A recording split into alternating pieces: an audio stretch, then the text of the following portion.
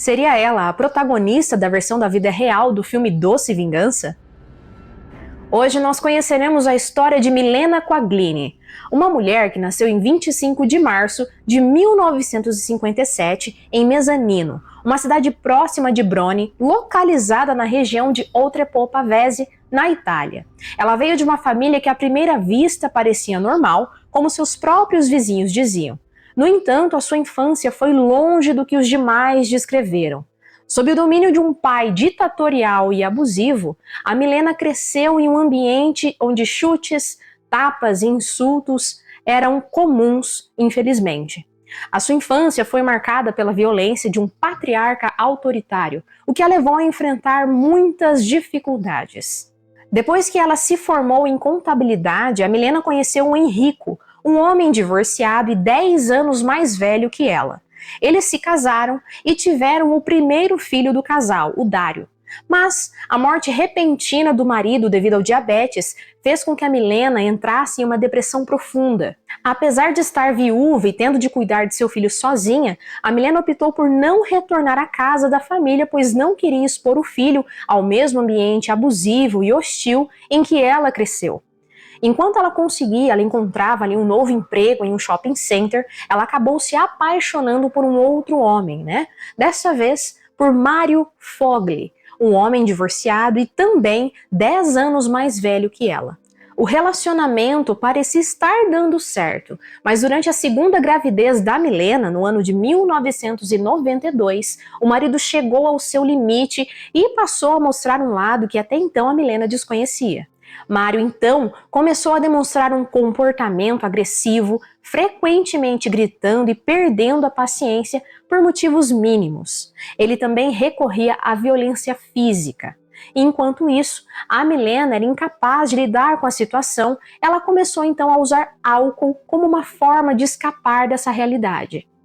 Com o nascimento então da filha, a situação se tornou ainda mais dramática para Milena. As brigas eram constantes e o Mário demonstrava crescente irritação e sempre lutava para manter um emprego estável.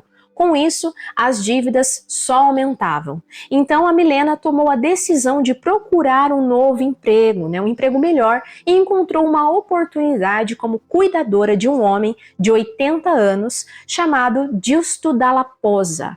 A confiança que a Milena transmitiu ao idoso foi tamanha que ele lhe concedeu um empréstimo de 4 milhões de liras, que é aproximadamente aí 2.000 euros.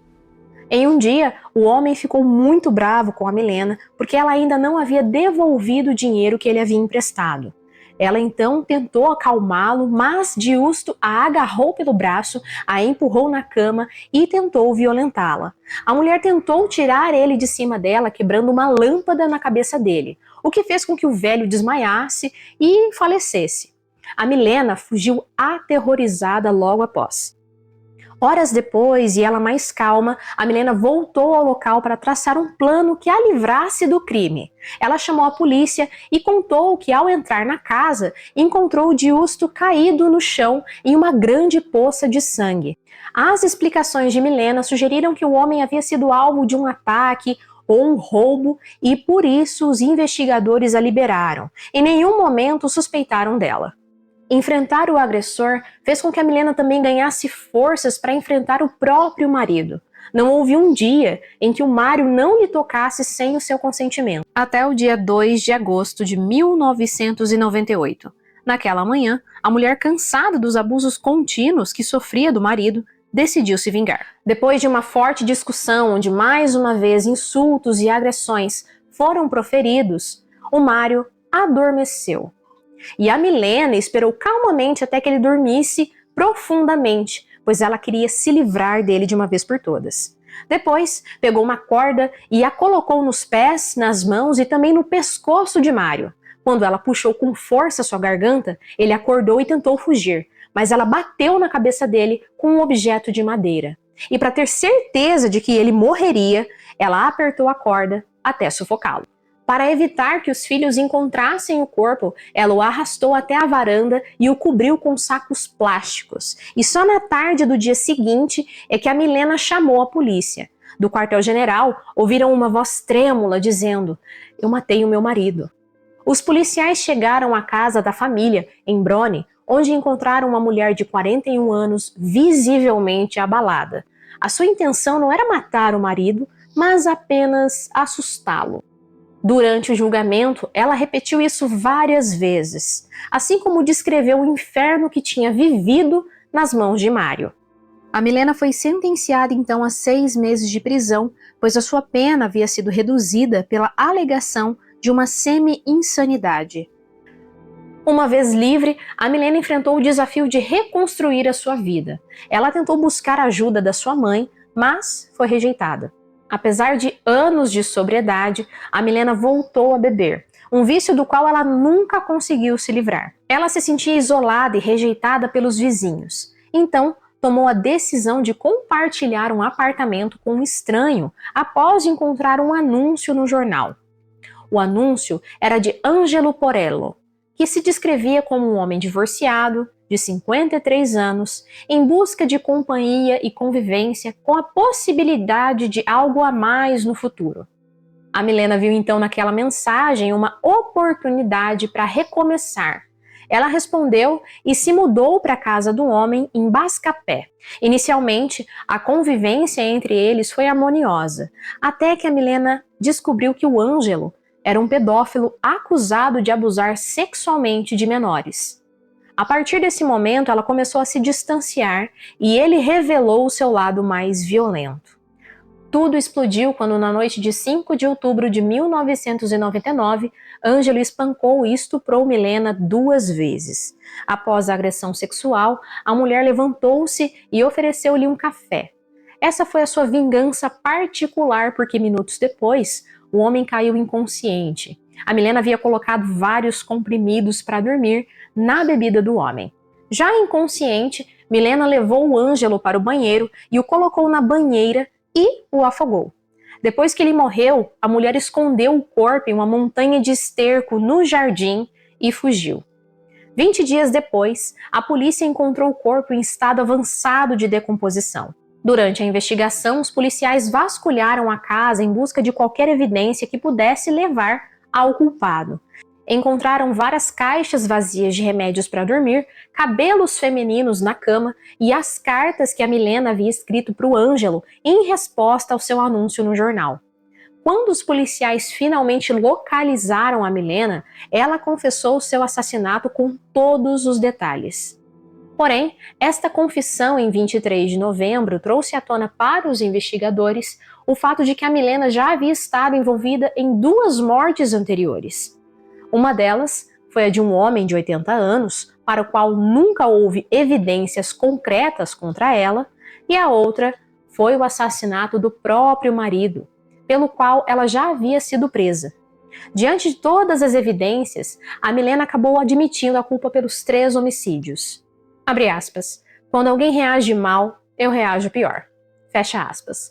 Justificou-se Quaglini durante o julgamento, como se seu comportamento fosse resultado de algum transtorno mental. Seus advogados destacaram isso durante a audiência, levando o próprio juiz a ordenar uma avaliação psiquiátrica para determinar sua responsabilidade penal. 2 psiquiatras foram designados para examinar a Milena.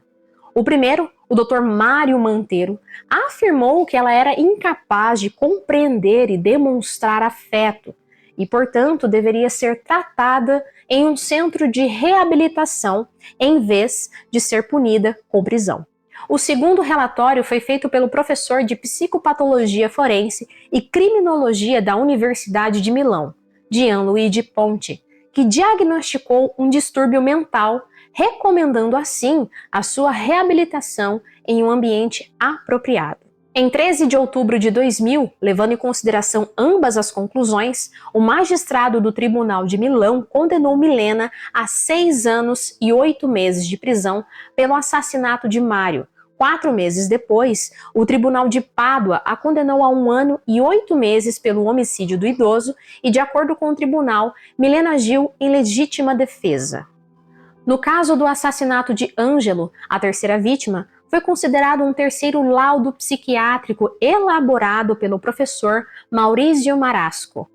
Ele afirmou que a Milena era capaz de compreender as consequências de seus atos e que os 3 crimes tinham um denominador comum: sexo, violência e morte. Além disso, observou que a mulher sentia a urgente necessidade de se vingar das injustiças sofridas, que era um símbolo da vingança exercida contra o pai. Ele concluiu que essa tríade de assassinatos representava a figura criminológica do serial killer. Enquanto o tribunal considerava essa última avaliação, a Milena permaneceu na prisão feminina de Vidjevano, participando de diversas atividades, como pintura. Os terapeutas notaram então uma mudança significativa nela, e até mesmo acreditavam que ela poderia se recuperar e levar uma vida normal. Porém, dias antes de Milena saber o veredito do assassinato de Ângelo, ela tirou a própria vida. Aconteceu na madrugada do dia 16 de outubro de 2001, quando a mulher pegou um dos lençóis de sua cama, o cortou em tiras e, usando uma delas, amarrou uma ponta no pescoço e outra em um armário. Ela largou o corpo e se enforcou. Quando os policiais foram à cela dela na manhã seguinte, encontraram um bilhete que dizia, abre aspas, não aguento mais. Me perdoe, mãe. Fecha aspas. E agora eu pergunto a vocês, conheciam a história de Milena Quaglini? O que acharam do caso? Deixem suas opiniões e sugestões nos comentários. Peço também que se inscrevam, curtam o vídeo e compartilhem com quem possa gostar desse tipo de conteúdo. Nos vemos na próxima. Até breve.